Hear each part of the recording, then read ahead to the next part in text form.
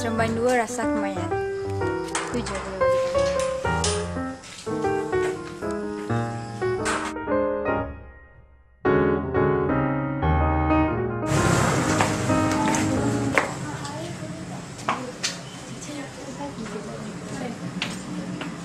Ni lah rumah saya. Masuk. Selamat datang. Sekejap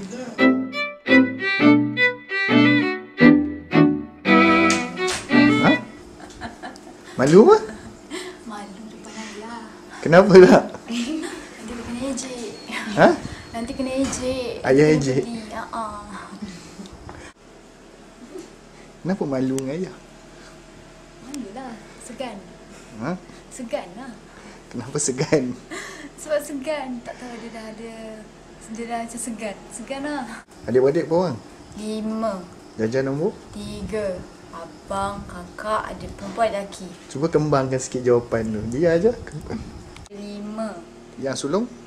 Abang 24. Lepas tu kakak 23. Lepas tu Jaja Jaja umur apa? 21.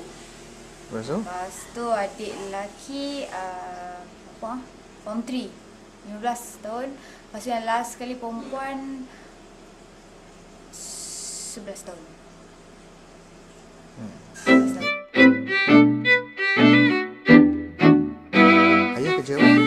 Ayah tak kerja, buat bisnes sendiri. Bisnes apa? Kerja. Bisnes apa?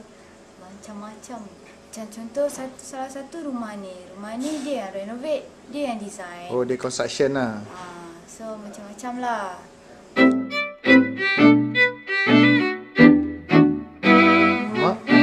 Mak kerja bank kat M-Bank KL. M-Bank KL? So pulang alik daripada Seremban? Hari-hari. Hari-hari? Sebab dulu kita duduk KL. Tapi bila pindah Seremban tahun 2003, so dia tak dapat transfer. Pulang alik lah hari-hari. Ayam. Kenapa? Tak, kasut tak ada, tinggal kot. Lepas tu? Tapi boleh kata boleh pakai kasut je. Kasut mana-mana je. Dia tak kan tahu. Kan tak skor, salahkan kasut. Dia tak tahu. Ha? Dia tak tahu, dia betul-betul main futsal betul. Siapa? Rakan. Rakan tu siapa? Ha? Nama dia Nafis. Ha? Nama dia Nafis, boyfriend lah. Ha. Ayah dah jumpa dah? Dah. Ha? Dah. Ayah okey lah? Okey.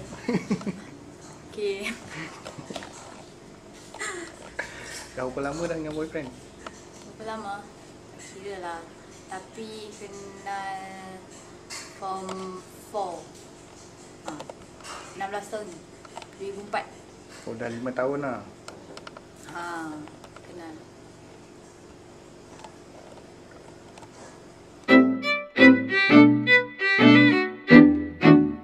Tahun ni apa benda dia buat yang Jaja paling marah?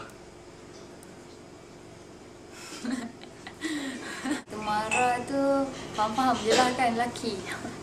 Tak faham.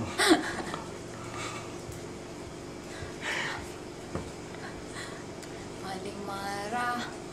Alah, ayah jangan tengok. Macam mana nak face kamera ni?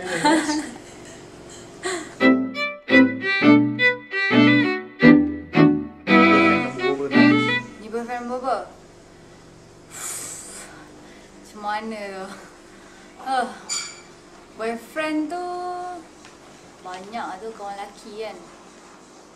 Apa yang special itulah dia. Ni first one.